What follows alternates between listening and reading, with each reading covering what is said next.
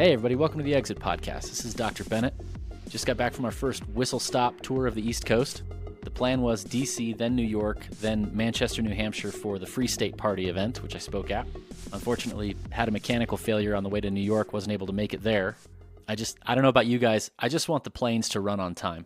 I feel like a candidate who promised to make the planes run on time be very, very successful. I don't know if anybody's tried this. But yes, DC meetup was very successful. Our waitress was frustrated because we had a reservation for like 10. It ended up being like 25. We had some really good news, had a couple guys get hooked up with jobs in the administration.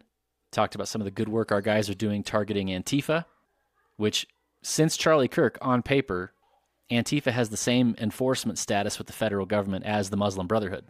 So they should be getting assets frozen, no-fly list, RICO investigations. Basically, we're getting a very up-close and personal view of the concrete difficulties of bringing the executive bureaucracy to heel. They do not want to target these people. And of course, the reason they don't want to target them is because the money and the orders go all the way up to the top. Just based on what I've personally seen and heard, there's no doubt in my mind that Yarvin's right. It's more or less explicitly a paramilitary wing of the Democratic Party. And if you targeted them in the way you would have to target them to meaningfully dismantle their organization power structure, the extent of prosecutions and arrests of politicians you would have to do would be basically indistinguishable from a coup.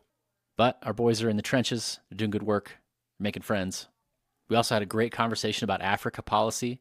I heard from a guy that there's very strong interest in the administration for special economic zones in Africa, essentially port cities governed by U.S. law, assets held in Delaware, where the problem with development in Africa, you know, they're always complaining about how extractive Western powers are in Africa, you know, sort of take the raw materials and get them out of the country.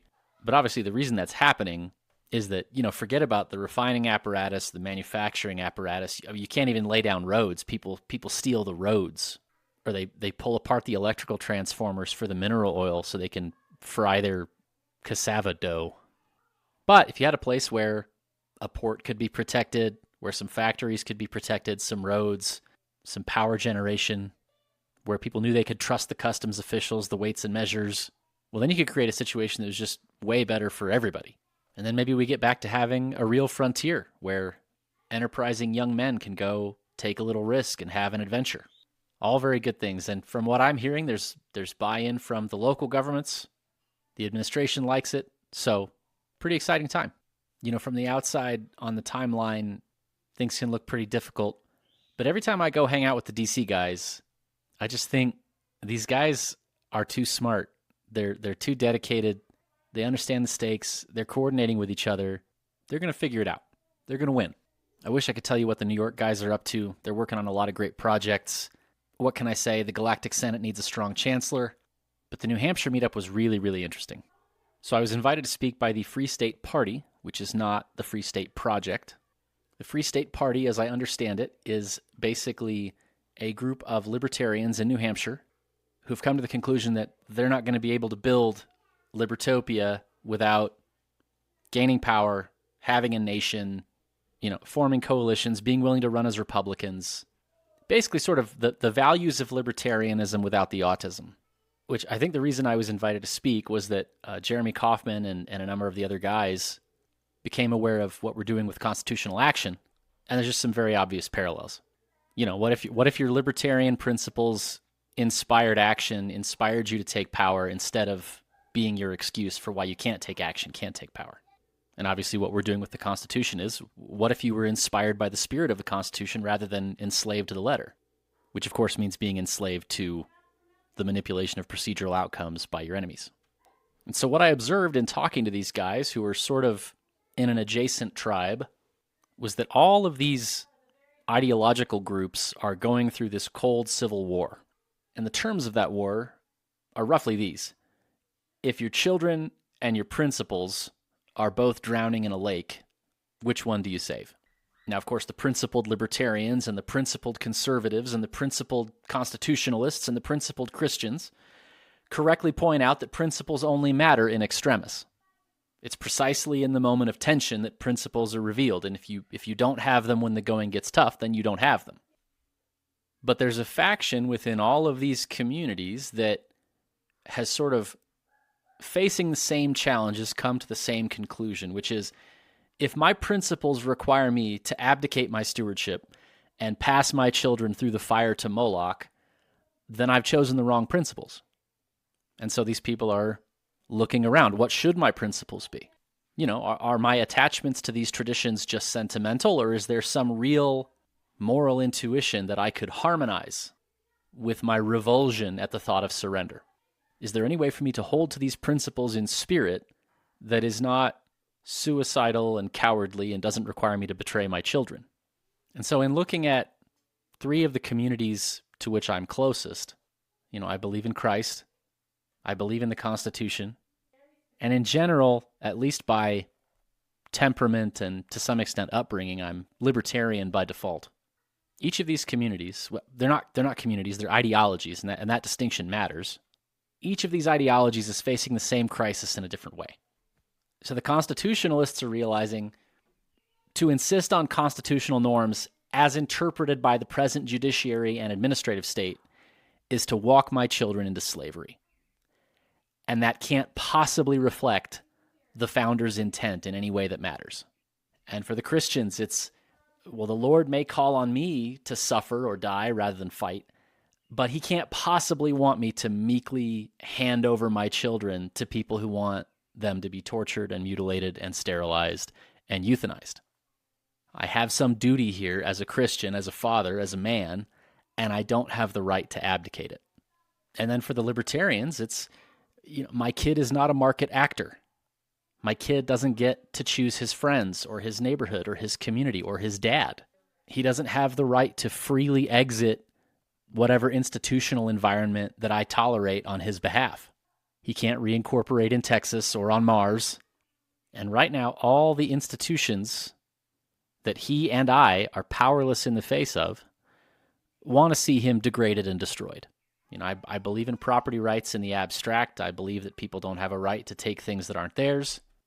But what do I do when my enemies are aggregating on all sides right outside my property line and telling me explicitly that they're coming for me the moment they have the power? There's a certain type of person who, confronted with that reality, chooses to continue hiding behind their ideology. And there's another type of person who says, well, to hell with this. We're not doing this. This algorithm, this set of rules is not worthy of my loyalty. It's not more important to me than my children. And so that's the cold civil war unfolding in every faction of the anti-left, everything that isn't the left. All of these ideological principles collapse. They run aground the moment you incorporate the concept of stewardship. You can be a coherent modern Christian, modern conservative, modern libertarian, as long as you stay within the framework in which all of those ideologies are nested, the premises that each of those ideologies assumes. And what they assume is that all humans are rational adults who are capable of consent and responsible only for themselves. But when you're responsible for other people who are irreducibly powerless and unequal and incapable of making their own decisions, and for whom you must make these life or death decisions or someone else will, the demands of all these ideologies become obviously ridiculous and disgusting. And so if you accept this obvious fact that you are in this situation, that you have these obligations, you're already in a hierarchy of force that you can't abdicate. And you recognize intuitively that it would be wrong to abdicate it. Someone's going to be in charge of your kids, and it needs to be you. And furthermore, you recognize that this duty to your children is going to require you to fight, to act against your enemy's consent, to exercise coercive power beyond the property line. And so one thing you can do when faced with this dilemma is to just jettison all these principles. Well, if that's what a Christian is, if that's what a libertarian is, if that's what, being a constitutional, like believing in America, if that's what it means, then I'm not that. And some people on the right are doing that or trying to do that in various ways. But I think that's a mistake. When you look at earlier Christians, earlier Americans, earlier participants in, call it the Western liberal tradition, you don't find these pathologies. In fact, you see how this belief in Christ, this belief in freedom, belief in justice and impartiality led these cultures to incredible heights, and obviously did not require them to surrender their stewardships and sacrifice their children to their enemies' gods. So if that's not the problem, what is the problem? Well, what I would suggest is that all of these natural, virtuous moral intuitions have been ideologized. They've been digested and made into algorithms and rendered legible and remapped and subordinated to an ideological framework, which you could call a lot of things, but we could call it universalist, individualist, managerial liberalism. Without drawing all the contours of what that means, for our purposes, universalist, individualist liberalism is the thing that insists that if you love your neighbor, you have to parcel out your love precisely, equally, and simultaneously in 8 billion directions at the same time. That in the name of being consistent, you have to cast out your love to the infinite circumference, to this infinite homeopathic dilution where it means nothing, and where it conveniently can only be directed by the colossal bureaucracies that have the capacity to aggregate love in the form of US dollars. So that's what they do to Christians. And if you're a constitutionalist that believes that justice ought to be blind in the intuitive vernacular sense that judges ought not to cover for their criminal relatives and the police shouldn't be able to shake you down at a traffic stop, and if you have a contract with somebody, it shouldn't matter who that guy's uncle is, well then, again, in the name of consistency, you need to believe in absolute legal equality on every conceivable axis. So what does that mean? Well, that means that sexual perversions have to be granted exact equal dignity with healthy families. And if it doesn't look like we're achieving exact equal dignity and people are still having this kind of instinctive revulsion at the idea of these sexual perversions, well, something's got to be done about that because they've got to be made equal. And you have to believe, if you believe in impartiality and blind justice, that violently insane people have exactly as much right to the public streets as your children do. And this insistence on unbounded equality along infinite axes, taken to its ultimate conclusions, implies that all distinctions of capacity or endowment between individuals are per se unjust and have to be rectified. And, for the doctrinaire libertarian, freedom as an abstraction, divorced from any embodied reality or common sense, implies all the same things. If you believe in freedom, then everybody has to be free to do absolutely anything and everything. And the only limitations on that freedom are property rights and the non-aggression principle, which basically works the same way that consent works for feminists and communists.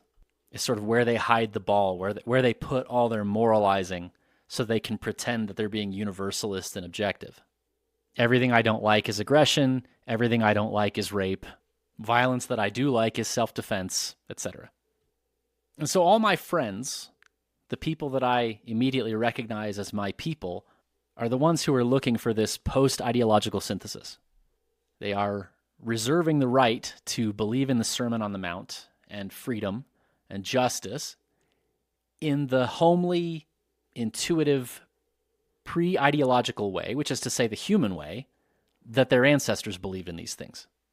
But because we were all brought up in the same system, we're just as ideologized as everybody else, we struggle to imagine a way of being principled without some unified theory, some infallible procedure or algorithm that we can have Asperger's about. And of course, it goes without saying that the only recognizable analog for this impulse in the time of Christ is the Pharisees, who he came to rebuke. They loved procedure and algorithm for the same reason our enemies do, because the letter is dead. It can't defend itself. It can't tell you what it means. It can be infinitely stretched and extended and manipulated for power. But Christ came to tell them that God is a man, not a procedure. The Son of Man is the Lord of the Sabbath. And so I saw the Free State Party wrestling with the same questions that I see in all these constituencies that are trying to stand against the tide of liberal modernity and coming to some really encouraging parallel conclusions. And so I talked to them a bit about the feudal instinct and the problem with this model of the state as fundamentally hostile, because these people are going to have to be a state, and they know they have to. But instead of just saying, well, I guess we'll be the bad guys, they have to understand that actually hierarchies are good and that they're extensions and abstractions of natural and, in fact, sacred and virtuous impulses, which are, in fact, the same impulses, the same instincts that are generating this moral crisis inside themselves. It's the relationship between a father and a son. It's not a relationship between predator and prey. And those are basically the terms of the political binary in the modern world. Do you believe that power relationships between human beings are inherently exploitative and immoral and need to be abolished, which means we have to abolish all hierarchies of distinction, essentially all differences between people, and there's no bottom to that. So you're essentially advocating for human annihilation. This is something that's so intrinsic to the nature of human beings that if you've decided that it's immoral, then you've decided that humanity is immoral. And basically, the consequences of acting as if you believed that have reached such a pitch of extremes that a certain subset of people who are accustomed to this algorithmic morality, this outsourcing of your moral judgment to the handbook, that a lot of these people are shaking themselves and saying, wait a minute, this can't possibly be what this means. This can't possibly be the end to which all of this is pointing. And so the Free State Party guys asked me to speak on the topic of iteration, which is a very intimidating topic because it's very close to the root of, like, what's the meaning of life? When you ask, what does it mean to iterate, you're basically asking, how should the world be durably different because I was here? And to what extent, and for how long, you know? Am I trying to build something that displaces everything and lasts forever so that nothing else can ever grow? Am I trying to live forever through my children so that they precisely replicate my specific genetic material or God forbid, my politics? This accusation sometimes gets levied against natalists that they're trying to replicate themselves in maximum quantity, the ideology of the cancer cell, or the ideology of the vampire, draining and enslaving the young to unnaturally extend yourself into the future, or the ideology of the lich, sort of using your children as vessels for a portion of your soul so that you escape the finality of death. Not only is that not what we're about, it's actually exactly what we're opposed to. This is the ideology of the civic nationalist who argues that he has no responsibility to preserve a life for his posterity because his lawn crew is actually harder working. You know, they came from nothing. They're more American. They have more of that grit and gumption than his kids do. So they really deserve to be here. And you know, when it's time to go, he wants his inheritance to go to the NGO that best promises to perpetuate his values, because his children haven't earned the wealth. And so you can see why such a person would like bureaucratization and atomization, the chopping up of everything very fine into its constituent parts, because it eradicates the structures that obligate him, his family, his loyalty to people, to his country, while simultaneously enabling him to instantiate his values in very precise detail, as if from a menu, in dollars. Instead of owing something particular to a particular set of people, he can convert his desire for legacy into an appetite that can be satisfied with a diversified portfolio of charitable donations. So obviously you and I reject this ideological orientation as reflexively as we reject the smell of a corpse. But if it's not that, then what do we mean when we talk about legacy? What do we mean when we talk about iterating, wanting things to survive? What are we aiming at? And the way I think about that is, I have 7 kids. Who are my children to me? What do I want for them and why? And the cynical framing about this that I'm trying to replicate myself is just straightforwardly wrong. My kids are, at most, in some abstract sense, 50% me. And not even that, really. They're 100% themselves. But my grandchildren will be 25% me, and then 12%. And then after a couple hundred years, most of my lineal descendants will have no genetic inheritance from me at all. And my politics and worldview and taste, God willing, will be irrelevant long before that. And this is where I would draw a distinction between replication, duplication, copying, and iteration. So my kids are not me, but in a very profound sense, they are what I love.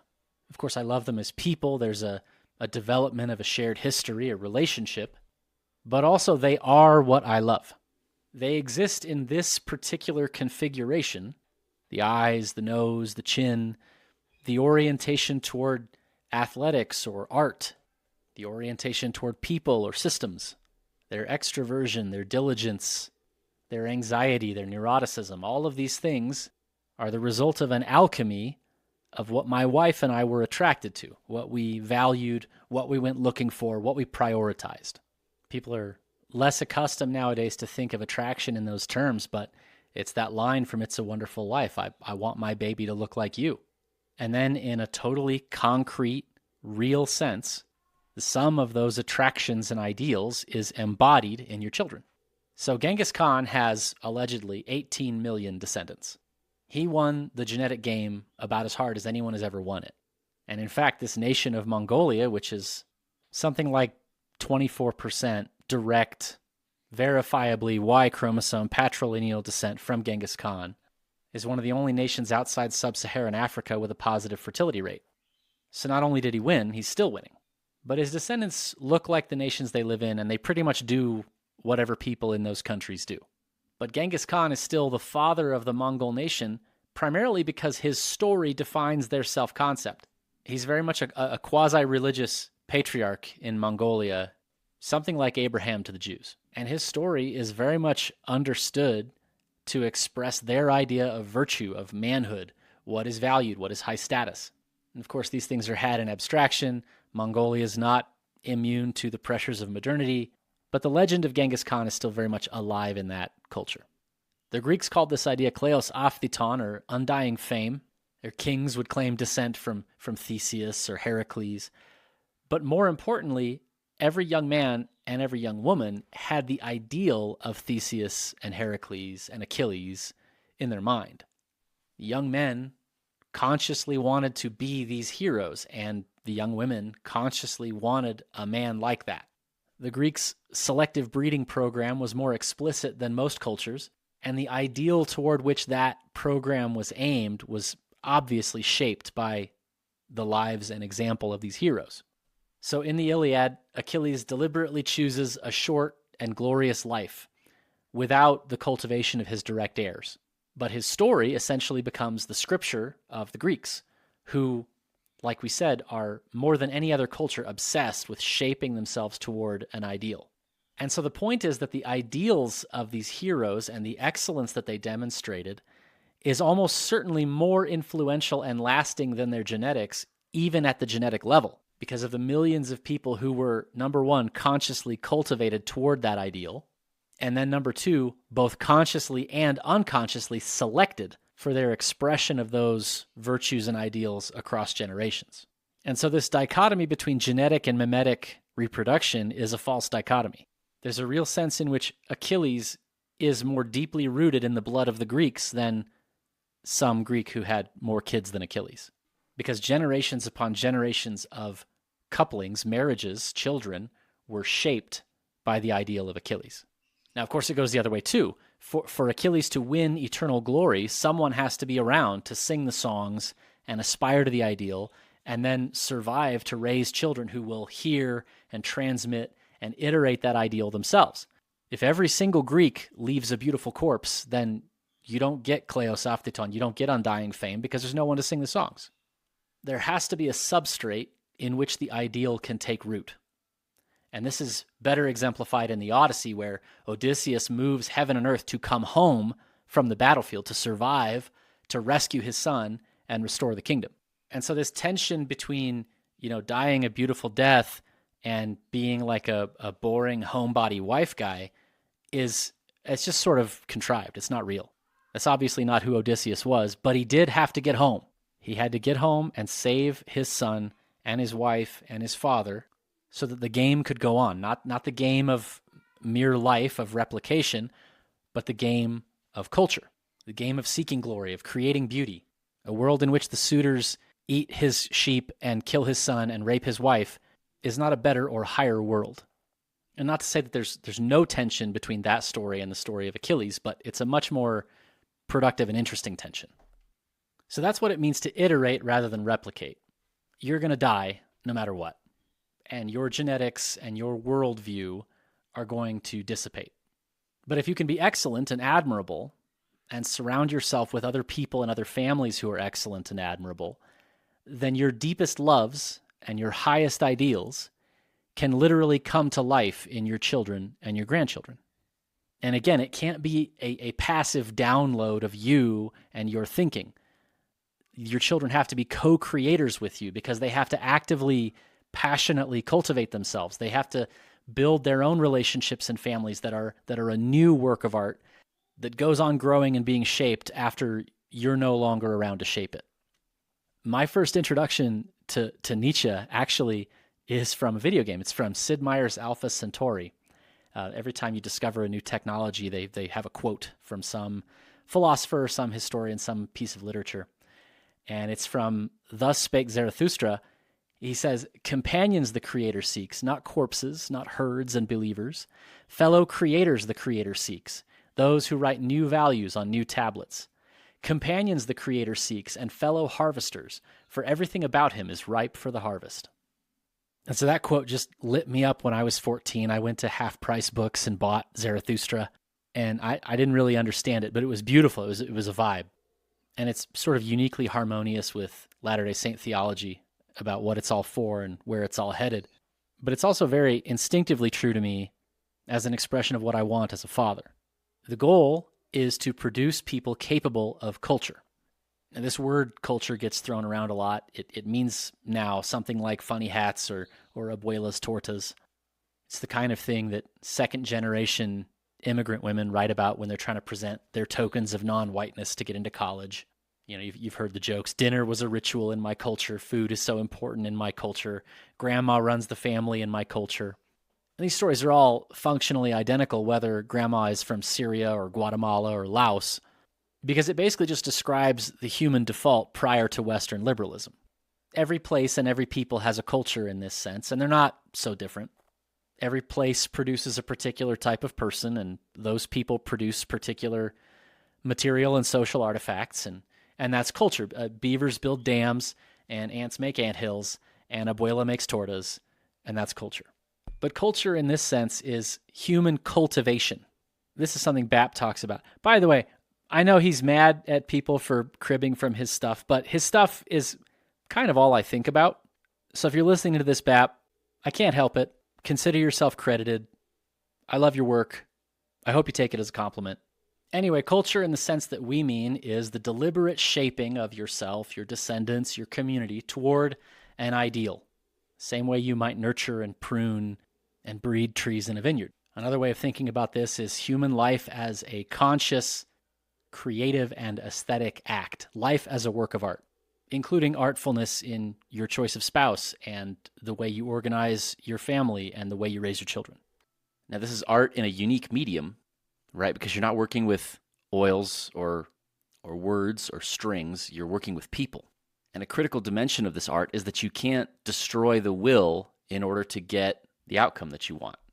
And you're also a component of the medium, and you're also expecting the influence and the creativity and the shaping to flow back and to cultivate you. And it's also explicitly art and not science. It can't be this bloodless, technical, hyper-optimized, cold thing, because that would be bad art. That would be ugly. And in order to orchestrate that art in a way that stands the test of time, you need a people. Unless your plan is to be Achilles, it's very difficult to pursue this project as an individual or as a family in isolation. Your family is going to need people around them who reinforce and guide this development in ways that you can't do alone. Your kids are going to need mentors and rivals and eventually spouses who are both cultivating this thing and are cultivated by it. And so if you look at everything we do in Exit, it's all oriented toward either cultivating yourself or your kids or cultivating this broader community that develops and reinforces and empowers and cultivates either you or your kids. And again, this is what it means to have a culture. It's a group of people shaping themselves towards something. And it was really interesting to introduce what we're doing to a cold audience, because I realized that a lot of ideas that have intertwined organically over years as we've been talking and thinking about these things, the connective tissue between them is not obvious. And I sort of struggled to articulate exactly how we had come to all these conclusions and exactly why we were doing what we were doing. I found myself continually saying, well, let me back up. Well, let me back up a little further than that. So natalism, okay, demographic collapse, something about cancel culture, something about managerialism, and therefore fraternity and human cultivation, entrepreneurship, great houses, family empires. And of course, the relationship between all these ideas is not incidental. And for guys who are sort of pickled in this milieu, the flow of logic, chain of thought is pretty intuitive.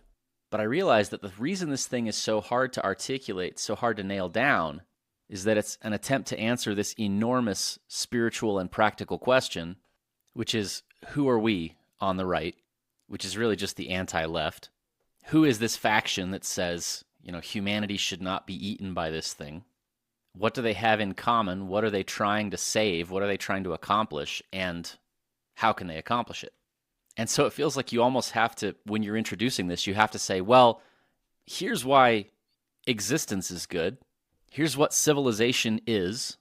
And by the way, it's being destroyed. It's being eaten. And nobody exactly knows what's eating it or why. So here's what we think happened. But in any case, we're basically going to have to rebuild civilization. We have to restart the engine of culture. And no, that's not what culture means. This is what culture means. And the engine of culture is the family. And no, that's not what family means. This is what family means. And it feels like every clause, every component of that explanation is so underexplored, and people have so many frameworks and so many premises that are internal to liberalism. You have to redefine so many terms. What is civilization? What is culture? What is the family? What is liberalism? What is democracy? What are the roots of the state? You're trying to diagnose a world historical process. And when you have time, it's pretty straightforward. Each step of logic flows naturally from the previous one, but it's very difficult to get that to like an elevator pitch for somebody who doesn't already get it. But how about this? We observe a crisis in Western liberal countries. Nations as cohesive, unifying identities are collapsing. Family formation is collapsing. There's no one at the wheel. Things are heading off a cliff. And I would explain that cliff in three broad headings: demographic collapse, fiscal collapse, security collapse. And these are the immediate symptoms on the surface that we observed, and we said, this is an existential problem for me and my family. So how did this happen, and what can be done about it? Why are liberal countries tearing themselves apart like this? We have to answer this question because we're sort of genetic and cultural liberals. All these ancient traditions to which we feel loyalty, all the cathedrals and statues in the Fashway, they all pointed here. And so in order to preserve those things, if they are indeed worth preserving, we have to diagnose what happened. Well, what happened is that states, polities used to roughly represent kin groups. They started as families, and then tribes and clans, and then kingdoms and nations. And at every step of the industrial and technological process, it becomes possible to build these bigger and bigger states, which means you have to incorporate more and more people who have less and less in common under one banner. And liberalism is that process followed to its inevitable conclusion, which is fully cosmopolitan, incorporating all of humanity. Everybody's on the inside, nobody's on the outside. But of course, you've incorporated all these people who don't actually get along. And so the question of the state's integrity, the question of security, becomes an internal question. And the state has to look inward. Instead of taking our side, the people's side, against the outside, against, the house of war, everybody else, the state has to take sides domestically. Well, whose side is it going to take? And the answer is it always needs to take the weaker party's side, because that allows it to create dependent clients and break up competitive power structures, things that are threats to the state. And in the interest of managing all these conflicts efficiently, it's strongly in the interest of the state to homogenize people, to shave off particularities, to reduce distinctions, to eliminate all internal hierarchies and dependencies, except the hierarchy and dependency between the individual and the state. So we don't want to have religious wars, and we don't want to have race wars, and we don't want to have tribal Hatfield and McCoy blood feuds. And so the state needs a justifying ideology that can melt all that down. Now, that's both an aesthetic problem for us because we like our particularities, but it's also an existential problem both for us and the state because empirically, we observe that people are not willing to live this way. They're not forming families under these conditions. They're not investing in the long-term health of the society. They're in it for themselves. It's the looting phase. And so that's why we observe the fiscal and demographic and security crisis. So these systems are failing. What's going to happen when they fail, and what can we do about it? Well, number one, it's important to recognize how thorough and how successful this process of atomization has become. Even for those of us who care about those particularities, we are post-ideological. No one is killing or dying for these big picture cultural abstractions, whether that's nation or race or religion. All the grounds on which people used to cooperate at scale, that's all done. And so the task really is rebuilding culture, rebuilding civilization from the ground up. And so what's left? What's still thick? What human ties still exist that people are willing to kill and die for? Well, as far as I can tell, the only thing left that hasn't been deconstructed, because it's so primal, it's so instinctive, it's actually the root of all these other abstractions that they flow from, is the relationship between parents and their children. And so what's going to be left when all the rest of this burns off? Well, it's going to be the family. But that state of things is not going to last very long because families can't do it alone. And so your family has to branch out and incorporate other people. But that process is not going to be ideological. It's not going to be some checklist of, well, you meet the following criteria. It's going to be people you have history with, people you've tested, people with names and faces. And so the purpose of building fraternity in advance of this crisis is to try to identify the people that you want in the foxhole with you, and to the extent possible, to put each other to the test. So you're looking for people with whom you can play games of honor. So an honor game is a game played between peers in which the stakes are honor and glory and status within the group. The alternative to an honor game is a death game, in which the stakes are your ability to provide the basics of life for yourself or your family. So do it or I'll kill you, do it or you're fired, pay the mortgage or you'll be evicted. These are death games, transactional, coercive. And that's how you get almost everything that you need to live in a liberal modern society. Because those relationships are tractable, they're legible, the terms are easy to enforce, they're easy to tax. And so in order to unite families in the way they need to be united to survive, we have to build fraternity. And in order to build fraternity, we have to relearn how to play honor games, covenant games, to be united to each other in illegible, non-transactional, unequal relationships. And there are only a handful of domains in which you can play those games legally that have stakes, in which people are actually expected to make sacrifices and put up or shut up and demonstrate commitment and demonstrate competence and reliability and trustworthiness with skin in the game. So let's take it from the top. We observe a crisis for our civilization, for our families. It's an existential threat, a threat to survival, but it's also a threat to all the things that make life worth living, all the things that we consider beautiful and worth preserving and iterating. And so we have to restart the engine of civilization by restoring the family as the fundamental unit of society, and not the modern family where mom and dad go to work and the kids go to school and you come home and consume together, but the house, the family as the locus of identity, the family as a productive, living node of society. And critically, the aesthetic question, the question of culture, has become existential because family formation is now a costly and unusual lifestyle choice. So if you want your children and grandchildren to do it, you have to give them a deeply compelling vision, a beautiful reason to do it. Your children and grandchildren are going to live for Kleos, or they're not going to live at all. So you have this existential crisis of modernity generated by managerialism, generated by proceduralism, the divorcement of human life from what is human, and therefore the restoration of human institutions, which means great houses, fraternity, human cultivation. And if you want to start doing that prior to the crisis, where we all find out who's who our friends are, you have to start building things together now. both because you're going to need that infrastructure and because it's a way to try each other out. So everything about the fraternity, all the calls, all the meetups, the point is to get the guys building this architecture of human cultivation. How do we cultivate ourselves so that we're aspirational to our spouse or future spouse or to our kids? Because again, this aesthetic question is tremendously important. The engine can't run without it. Or how do we build things that give our kids opportunities to learn, to experience beauty, to develop character, to connect with good mentors, good friends, good rivals? And then what can we build that cultivates our grandchildren? The family business, the family trust, political influence that allows us to shape our community. Because again, sort of like Genghis Khan, in very short order, your personal influence will matter less than the culture you created.